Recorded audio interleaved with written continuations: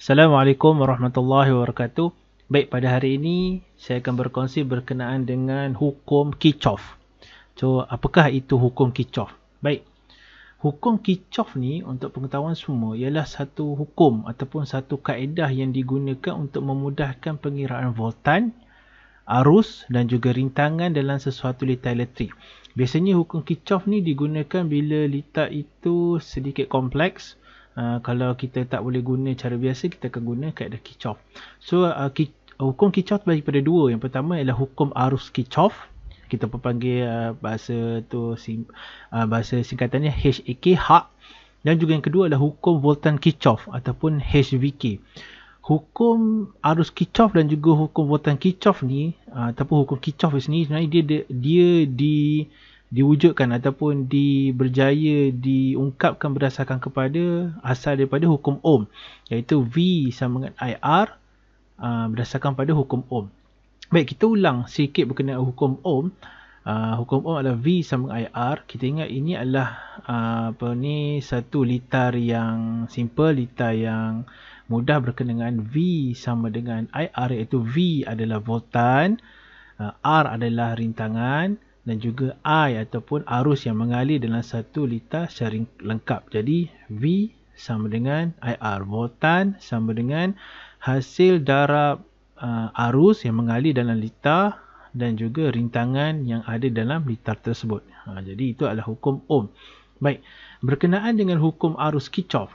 Okey, hukum arus Kirchhoff yang pertamanya adalah HAK ni ialah ungkapan yang dihasilkan daripada cabang-cabang ataupun daripada litar selari. Okey, baik, kita bagi contoh. Contohnya adalah terdapat satu aliran arus dan dipecahkan kepada dua. Maksudnya kat sini kita andaikan arus ni macam air lah, pipe air. Satu pipe air yang dipecahkan kepada dua. Itu lebih mudah untuk kita faham. Jadi kita tahu bahawa IT dan I total, jadi hukum arus Kirchhoff tu berpecah. Maksudnya hukum arus Kirchhoff HAK ni ialah IT, I asal lah ataupun I total dipecahkan kepada I1 dan I2. Jadi dia akan jadi IT sama dengan I1 tambah I2. Dan ianya juga merupakan dipanggil sebagai hukum Kirchhoff pertama. Okey, hukum arus Kirchhoff ni HAK ni dikenali sebagai hukum Kirchhoff pertama. Baik, saya bagi contoh lagi yang kedua. Contoh sekiranya ada tiga masukan. Kita andaikan tiga pipe lah. Pipe 1, pipe 2 dan juga pipe 3 bercantum ataupun dia intercept dekat titik inilah, titik tengah-tengah ni, dan lepas tu dia keluar kepada I4 dan juga I5. Jadi kita tahu bahawa titik ini yang menentukan bilangan. Contohlah di sini adalah titik kita andaikan sebagai X. Dekat titik sini dia masuk satu I2 dan juga I3 dan dipecahkan kepada I4 dan juga I5. Jadi hukum arus Kirchhoff berdasarkan pada gambar jar ini ialah I1 tambah dengan I2 tambah dengan I3 sama dengan dia keluar I4 tambah I5. Itu berkenaan dengan hukum arus Kirchhoff ataupun hukum Kirchhoff pertama. Baik, seterusnya adalah hukum voltan Kirchhoff. Hukum voltan Kirchhoff ni, HVK ni, ialah ungkapan yang dihasilkan daripada persamaan litar sesiri. Okey, ini adalah litar sesiri. Litar sesiri ini terdapat dua perintang, iaitu perintah 1 dan perintah 2. Ini adalah voltan bekalan. So ini adalah untuk R1 ni, voltan yang berada pada R1 ini kita kenali sebagai V1. Voltan yang berada pada R2 ini adalah V2. Jadi ungkapan yang terdapat berkenaan dengan hukum voltan Kirchhoff ni, dia menggunakan litar sesiri. Litar sesiri kita tahu bahawa VT sama dengan V1 tambah dengan V2. Jadi hukum voltan Kirchhoff tu ialah HVK tu ialah VT, voltan total, sama dengan hasil tambah voltan-voltan yang berada di dalam satu gelung yang sama, di dalam satu gelung sesiri yang sama. Jadi voltan bekalan VT, voltage total, sama dengan V1 tambah dengan V2.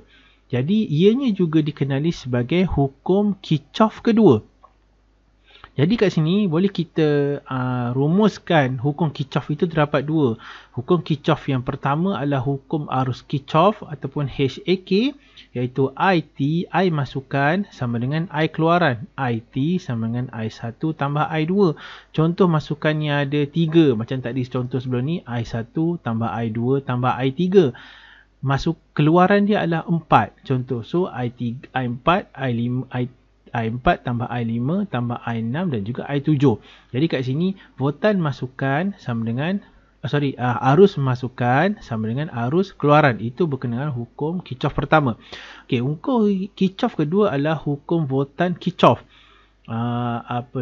HVK, iaitu voltan bekalan sama dengan voltan keluaran yang berada dalam satu gelong yang sama.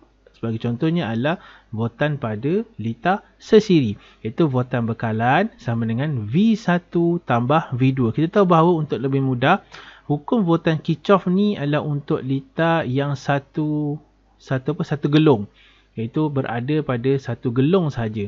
Tetapi untuk arus Kirchhoff ini ialah hukum Kirchhoff yang kita gunakan sekiranya ada cabang-cabang litar yang berbeza. Contoh ada 2 cabang, 3 cabang. Jadi ianya sesuai sekiranya digunakan untuk litar selari dan ini digunakan untuk litar sesiri.